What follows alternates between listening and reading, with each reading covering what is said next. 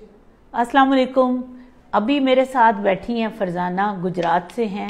फरजाना का आपको एक छोटा सा सिनेरियो बताऊं कि इनके हस्बैंड का प्रॉब्लम था, ज़ीरो स्पर्म थे, ऐसे ही है, ठीक है।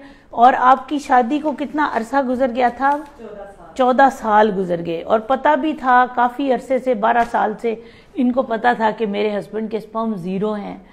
मुझे फरजाना ये बताओ कि तुम्हें पता कैसे? पहले मैं आपकी फरजाना का सिनेरियो बताऊं कि माशाल्लाह जो फरजाना हैं इस वक्त प्रेग्नेंट हैं।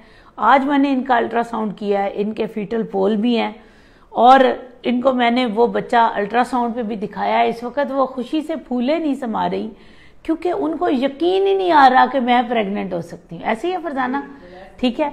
अच्छा, मुझे फरजाना ये बताओ कि जब तुम्हें पता चला था कि स्टेम सेल जिन मर्दों में ज़ीरो स्पर्म में हो सकता है, तो कहाँ से पता चला? पहले ये बताओ। मैंने फेसबुक पर देखा। फेसबुक, थैंक यू फेसबुक कि आप मेरा पॉजिटिव मैसेज लोगों तक पहुंचाते हैं, ठीक है। तो मैं तो फेसबुक की वाकई आई रियली अप्रिशिएट दैट। दूसरी बात क्या थी कि जब पता चला तो तुम लोग जब यहाँ पर आए तो आपने फौरन करा लिया था या कुछ अरसा सोचने में लगाया था? हमने उसी दिन दे दी थी अपॉइंटमेंट ली ना, लेकिन चलें आपको 2 महीने के बाद टाइम मिला। जब टाइम मिला आपने कराया। आपके मियाँ के स्पर्म कितने अरसे बाद आए थे? लगभग 3 माह बाद। 3 माह के बाद स्पर्म आ गए। अच्छा, जब स्पर्म आए मैंने आपको बताया कि इतने अच्छे नहीं है कि नेचुरल हो, लेकिन टेस्ट ट्यूब बेबी हो सकता है। उसके बाद तुमने टेस्ट ट्यूब बेबी करवाने में कितना टाइम लगा? हमने 2 मंथ लगे थे। 2 माह सोचने में, पैसे जमा करने में, ठीक है। फिर जब टेस्ट ट्यूब बेबी कराया और तुम्हारा टेस्ट ट्यूब बेबी हुआ, तुम्हारे ज़हन में क्या था कि अब मेरा बच्चा तो ऐसे ही बस प्लेट में आ जाएगा? बिल्कुल ऐसे था। और जब तुम्हारा पहली दफा एम्ब्रियो नहीं लगा, तुमने क्या महसूस किया? अफसोस हुआ था, लेकिन मैंने लोगों से सुना हुआ था कि यहाँ है रेट, दूसरी दफा सक्सेस रेट है, हाँ, हो जाता है। अच्छा, कभी ऐसा सोचा था, जैसे कई लोग हमारे बहन भाई क्या करते हैं कि जब नहीं होता बच्चा तो पता क्या कहते हैं, ए जी सब कुछ फ्रॉड सी जी, हमारे पैसे गटर में गए, जाया हो गए।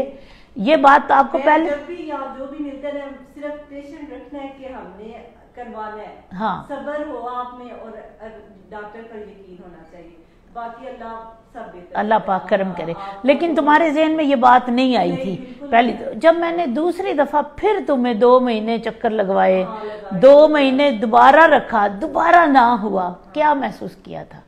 खुल के बताओ। मैं देखो ये सच बात बतानी है कि दिल में जो अभाम भी आए थे, देखो हम इंसान हैं। मैं तुम्हें ये इसलिए बता रही हूँ कि इन लोगों को बताओ, क्योंकि हमारे यहाँ लोगों का ना, हम तो अल्लाह पे भरोसा नहीं करते, मेरे जैसे बंदे पे कैसे करेंगे?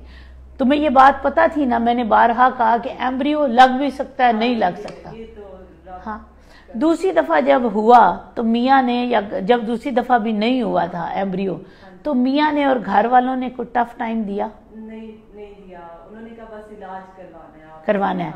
हमारे यहाँ तो मियाँ कहता है, सास कहती है, क्यों डॉक्टर आयशा होण दस, होण ते साडे मियाँ दे स्पर्म भी आ गए, मेरे पुत्र दे हुण ते तेरा बच्चा नहीं हो रहा, ठीक है, ऐसे ही है। हाँ, ये बात मैंने सुना है लोगों से कहते हुए कि अब हम ठीक हो गया, तो आप क्यों इलाज करवा, घर बैठ कर बस हो जाएगा।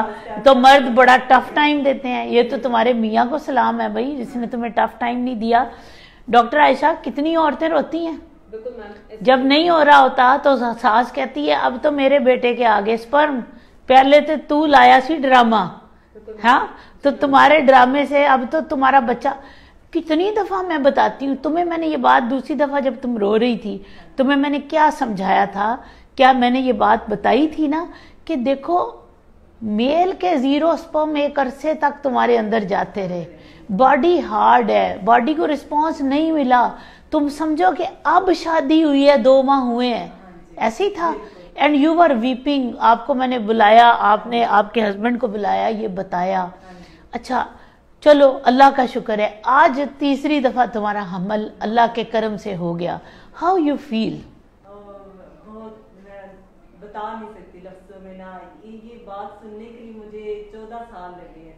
हाँ, जो एक चीज ना उम्मीद थी नहीं है, हाँ बिल्कुल। जहाँ भी मैं इतने बड़े बड़े डॉक्टरों के पास गई हूँ, सबने कहा नहीं हो सकता, आपका है ही नहीं है ही नहीं। जब तुम्हें कहते थे, नहीं जब तुम्हें आके कहते थे, तुमने, हमारे पेशेंट कहते हैं हमारे कागज नीचे फेंक दिए डॉक्टर ने। हाँ ऐसे ही करते हैं। फिर बीबी चली जाओ, जब कहा है नहीं है।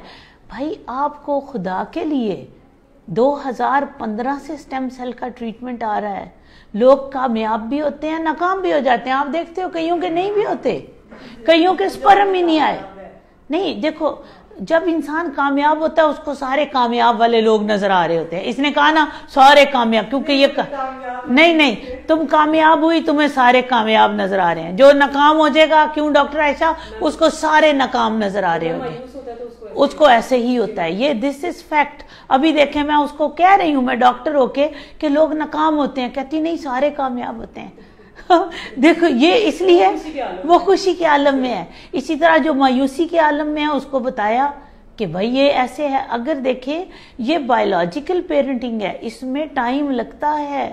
मैं आपके ही स्पर्म के साथ खेलवाड़ कर रही हूँ, मेरे पास और कोई चीज नहीं है कि मैं करूं, इसमें टाइम लगेगा, टाइम लगेगा। अगर आप हौसला मंद होंगे तो अल्लाह के फजल से आपको भी रिजल्ट मिलेगा। और अगर आप हौसला ही हार जाओ, मायूस ही हो जाओ, तो फिर क्या मिलेगा मुझे ये बताओ। अल्लाह ना करता, अगर ये तीसरी दफा भी एम्ब्रियो ना इम्प्लांट होता तो मेरा तो इसके अलावा बस ही नहीं था।